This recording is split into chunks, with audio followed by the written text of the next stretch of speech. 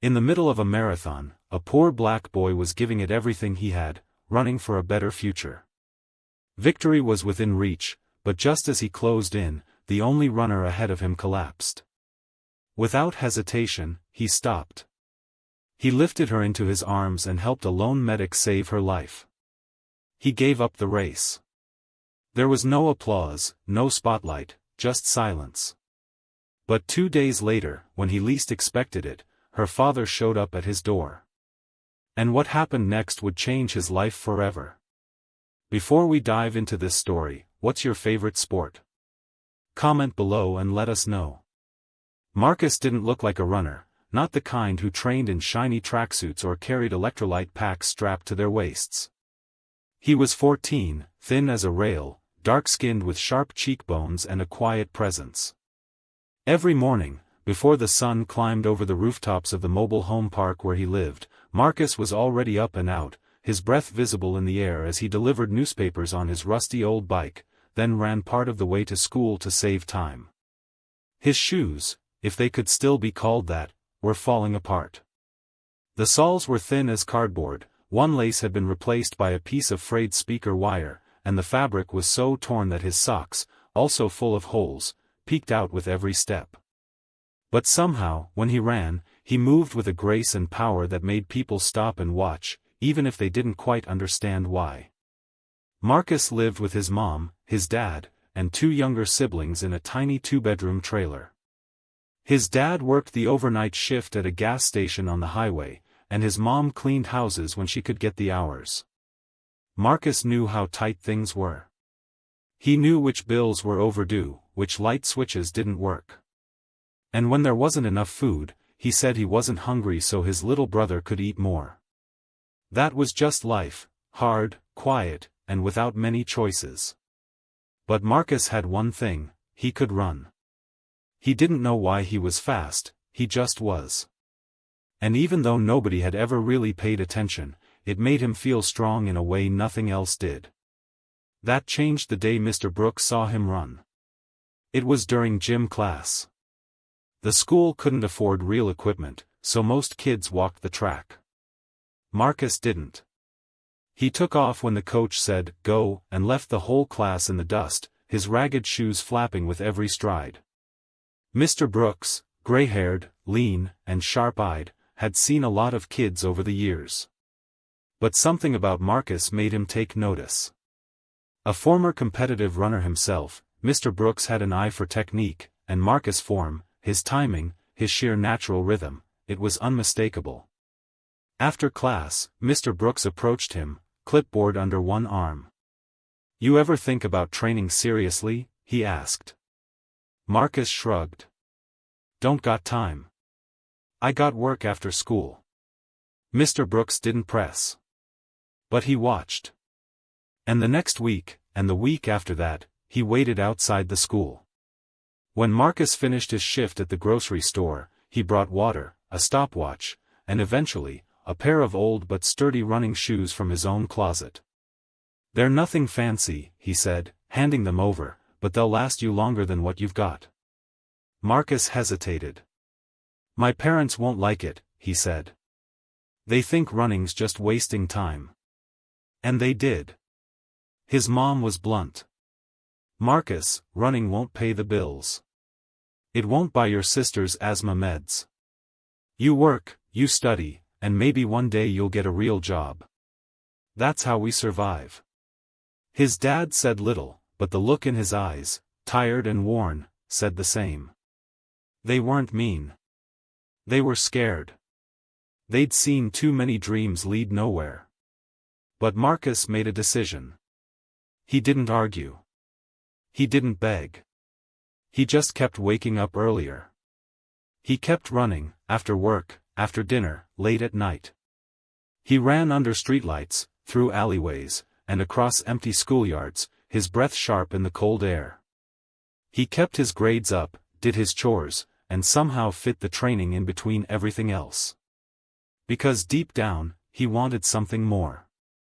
Not just for himself, but for his family. Mr. Brooks watched it all. He never pushed Marcus. He just stood there at the edge of the track with his stopwatch and a look of quiet belief on his face. And when the registration opened for the biggest marathon in the state, Mr. Brooks paid the fee out of his own pocket and filled in Marcus's name. "You don't have to win," he said. "But I think you should run with people who believe they can." Marcus looked at the entry form, his name typed below rows of kids from elite schools and private training camps, and nodded. "I will." He didn't know what would come next. He just knew that whatever happened, he wasn't going to stop running. In the weeks that followed, Marcus ran like the world was watching, even though, at first, no one was. Every night, after he finished stacking boxes at the corner grocery store, he met Mr. Brooks at the cracked old track behind the school. There were no stadium lights, no cheering crowds, just the sound of sneakers on gravel, Marcus' steady breathing, and Mr. Brooks counting off lap times with that same worn-out stopwatch. "You're getting faster," the old man would say. "But it's not just speed. It's heart. That's what makes runners great." At school, not everyone saw it that way. Some classmates started to notice Marcus' training and had plenty to say about it. "Look who's trying to be a hero," one kid sneered, eyeing Marcus's patched-up shoes. "What's next, the Olympics?" another laughed. "Hope the prize is enough to buy new laces."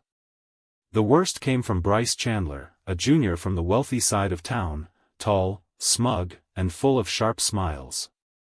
His dad was the mayor, and Bryce never let anyone forget it. He'd already been featured in the local paper as the future of high school athletics. When he heard Marcus was entering the marathon, he laughed loud enough for half the hallway to hear. "Hope you don't trip over those garbage shoes, man," he said. "This ain't a charity race." Marcus didn't respond. He didn't have time to waste on noise. But it still stung. Even Mr. Brooks faced whispers in the teacher's lounge. "You're giving this kid false hope," one coach said. "Letting him think he can hang with those academy-trained runners? That's not encouragement, it's cruelty." But Mr. Brooks didn't budge. "The difference between hope and cruelty," he replied, "is whether someone's willing to work for it." Still, things weren't easy at home. The marathon was coming closer, and Marcus' shifts were getting longer. His mom took on a second job cleaning a motel off the highway, and his dad was falling asleep standing up. One night, when Marcus came home late from training, he found his little sister wheezing. Her asthma had flared, and the last of her medication had run out that morning. His mother was holding back tears, cradling the girl on the couch. "I should have picked up another shift," Marcus said, standing there, feeling the weight in his chest. "No," his mom replied, her voice soft. "You're doing everything you can. It's just, we're tired, baby. We're all tired." The next day, Marcus showed up to train, quieter than usual. Mr. Brooks handed him a water bottle but didn't speak at first. After a while, he said, "Sometimes the hardest thing ain't running. It's choosing to keep running when you've got every reason to stop." Marcus nodded, jaw tight. "I'm still in it." A week before the race, a small miracle happened. A local diner owner who had heard about Marcus's story slipped an envelope into his hand after work. Inside was $50 and a note. "For the boy who runs with more heart than any of us can handle."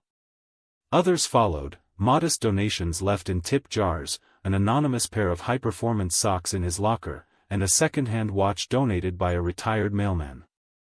The town, once skeptical, was beginning to watch. Still, nothing could fully prepare Marcus for what was coming. The final training session ended with Mr. Brooks sitting him down on the bench by the track. He looked serious, more than usual. "You're not just running against them, Marcus. You're running against everything that ever told you you can't, that voice in your head, the weight on your back, the bills on your kitchen table.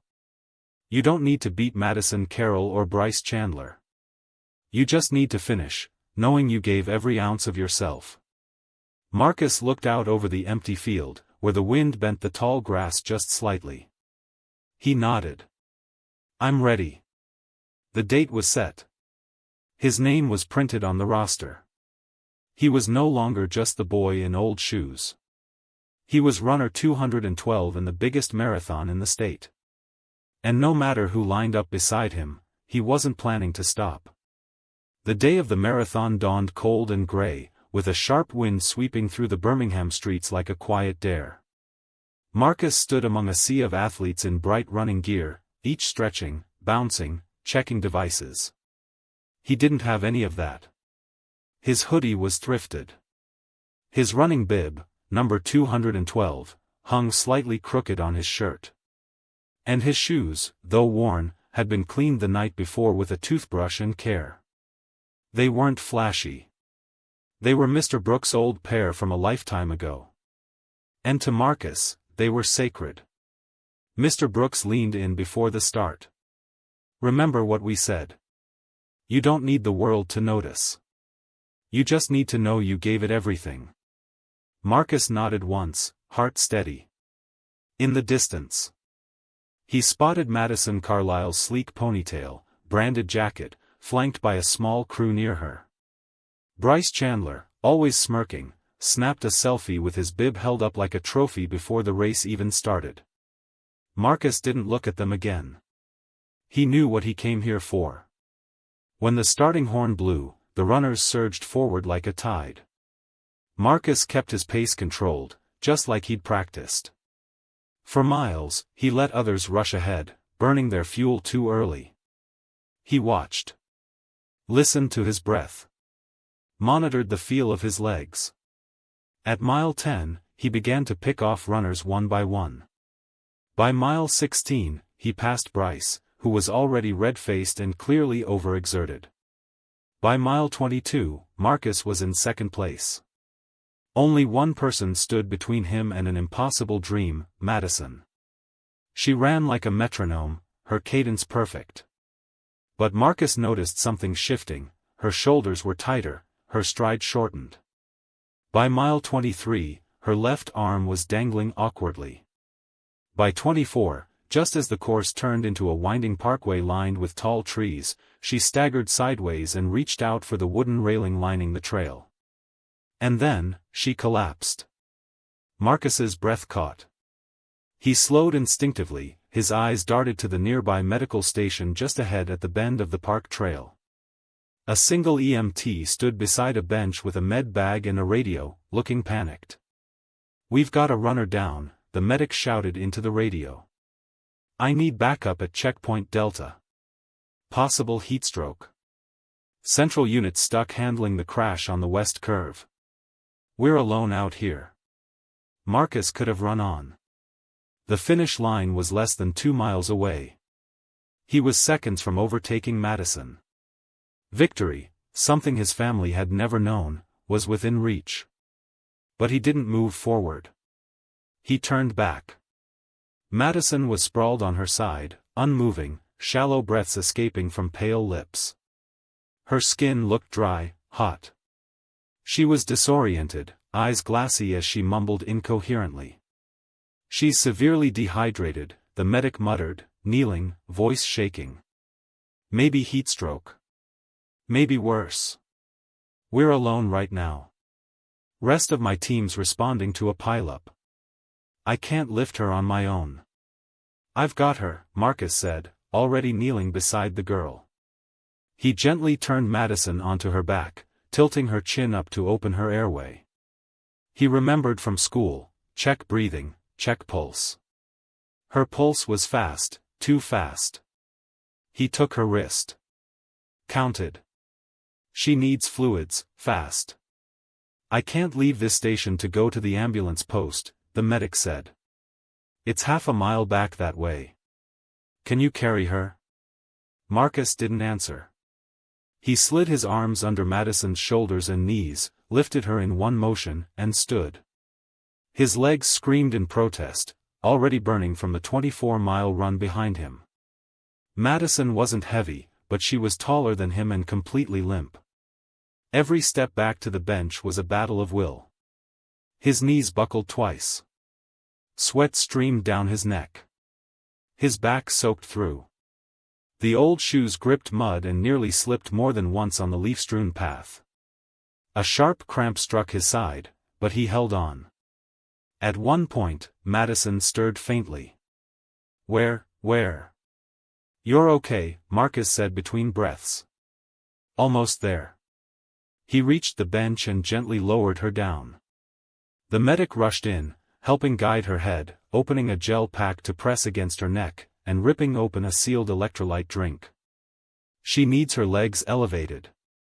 Help me. Marcus dropped to his knees, grabbed her calves, and lifted. The medic took vitals, adjusted her posture, and applied a cold compress to her forehead. You bought us enough time, the medic said. She's stable. She's going to be okay. Marcus wiped the sweat from his brow with the sleeve of his shirt. His chest heaved, every breath labored. He sat on the edge of the bench for a moment, just long enough to see Madison's eyes flicker open. Then he stood. No words. No attention. No fanfare. He turned and started jogging back toward the trail. His legs were heavier now. His breath, harder to regulate. One by one, runners passed him. Some barely sparing a glance, others puzzled at where he had gone. He ignored them. He didn't count how many passed. He didn't care. He crossed the finish line at 5th place. No camera zoomed in. No trophies were handed to him. No headline shouted his name. But standing by the edge of the finish line, Mr. Brooks waited. His eyes locked on Marcus the moment he came through. There was pride in them, not the kind you find in medals or records, but in something deeper. Marcus stumbled into his arms and exhaled. You didn't have to stop, Mr. Brooks said, voice low. I couldn't just leave her, Marcus replied. No, the old man said, smiling faintly. You couldn't. They didn't say anything else. They just stood there as the crowd clapped for someone else, someone who hadn't stopped running, but Marcus knew he had finished exactly the way he was meant to. Marcus didn't expect applause when he crossed the finish line, and he didn't get any. The announcers were too busy calling out the names of the top 3. Photographers swarmed around the medalists. The crowd cheered for someone else entirely. He didn't mind. That wasn't why he came. Still, 5th place stung. Not because he lost, but because people wouldn't understand why. He could already feel it in the way the volunteers handed him a cup of water and moved on. In the way one boy from his school looked at him and said under his breath, "Thought you were going to win." Mr. Brooks never said the word proud, but it was in his face. The old coach clapped his hand on Marcus's shoulder, held it there for a long second, and said, "Let them think what they want. You and me, we know what happened out there." Marcus nodded. But it was hard. The finish line had never seemed so quiet. He'd trained for months. Sacrificed sleep, meals, time with his family. And now he stood in the middle of a crowd that didn't know his name. Didn't care that his legs still trembled from carrying a girl who could have died. They saw a 5th-place runner, not a decision, not a story. Later that evening, back home in the trailer, Marcus sat on the edge of his bunk bed, still in his hoodie. Race bib 212 crumpled in his hand, streaked with dirt and sweat. He looked across the room at the photo of his little sister smiling with 2 missing front teeth. He placed the bib beside it like an offering and just stared at it. He didn't say anything. He didn't need to. The next morning at school, things felt off, not in a cruel way, just distant. Some people gave him half-hearted nods. A few classmates who'd followed the marathon said things like, "You almost had it," or "Better luck next time." Bryce didn't say anything at all, just passed by him in the hallway with a smirk. The hardest part came in the lunchroom.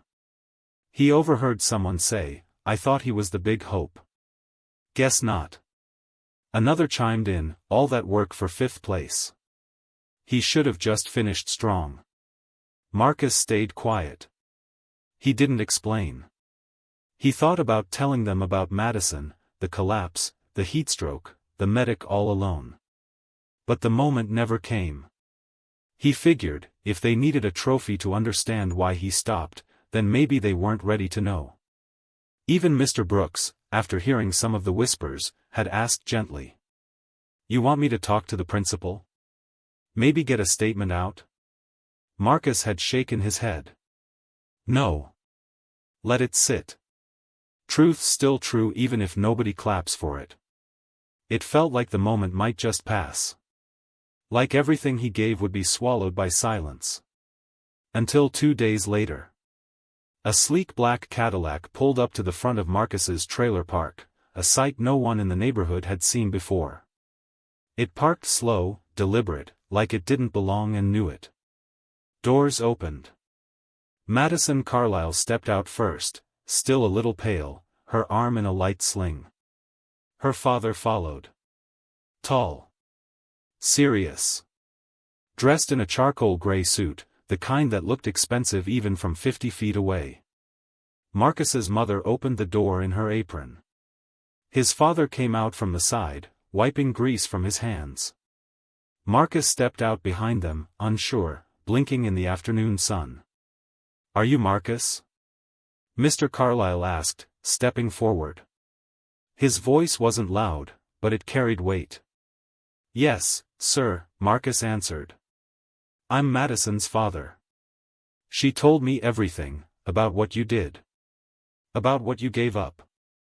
Marcus looked at Madison, who gave a faint smile. "You saved my life," she said quietly. "I don't think I would have made it if you hadn't stopped." Mr. Carlyle nodded. "I don't give out handouts, Marcus. I don't believe in pity. But I do believe in recognizing integrity. And you, what you did out there. That was the definition of sportsmanship. Of character. That's what I want associated with the programs I support." He extended a hand. "I'm offering you a full athletic scholarship. Training at a private facility I sponsor. And if you're willing, I'd like you to join the elite youth track club I help fund. It's not just for winning races, it's about building leaders." Marcus's mouth opened slightly, but no words came. Mr. Carlyle turned toward his parents.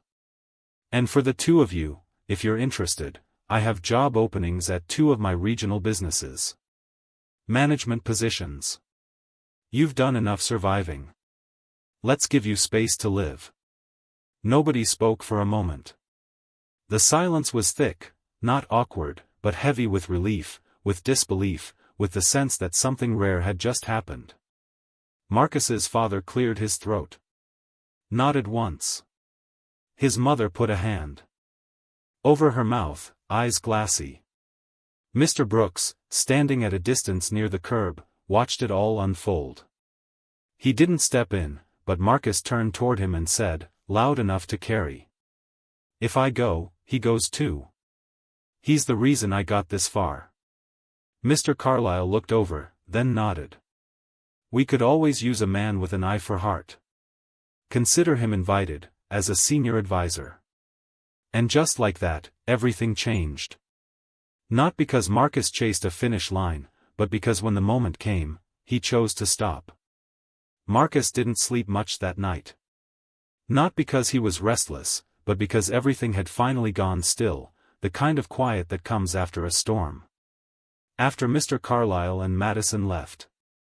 After his parents stopped pacing, and crying, and smiling in disbelief. After Mr. Brooks gave him one last look of pride and said, "You did right, son." Marcus sat alone on the porch, elbows on knees, watching the streetlight flicker near the curb. He didn't feel like a hero. He didn't feel like he'd done anything remarkable. But for the first time, he felt seen. Not just as a runner. Not just as a poor kid from the trailer park. But as someone who made a choice, when no one was looking, and it mattered. In the weeks that followed, everything began to change. His parents got steady work, with real hours and benefits, for the first time in years. His siblings got new backpacks for school. The refrigerator stayed full. And Marcus. He started training at a state-of-the-art facility with coaches, nutritionists, and gear that still felt strange on his back. But he never forgot the shoes. He kept them. The old pair Mr. Brooks had given him. The ones with scuffed soles and faded laces. They stayed in a shoebox under his bed, wrapped in a towel like something sacred. Because they were. Those shoes had carried him farther than any medal ever could.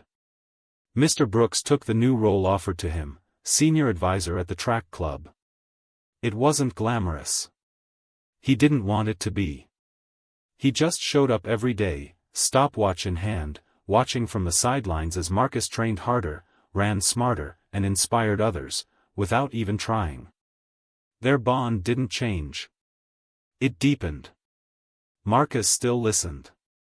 Still asked for advice. Still ended every practice the same way, a nod of respect. One runner to another. Madison recovered quickly. She came to visit one day during practice, standing quietly near the edge of the field. Marcus noticed her, but didn't say anything, until she stepped forward. "I watched the footage," she said. "From the checkpoint. The medic's body cam picked it up. You could have won. But you didn't."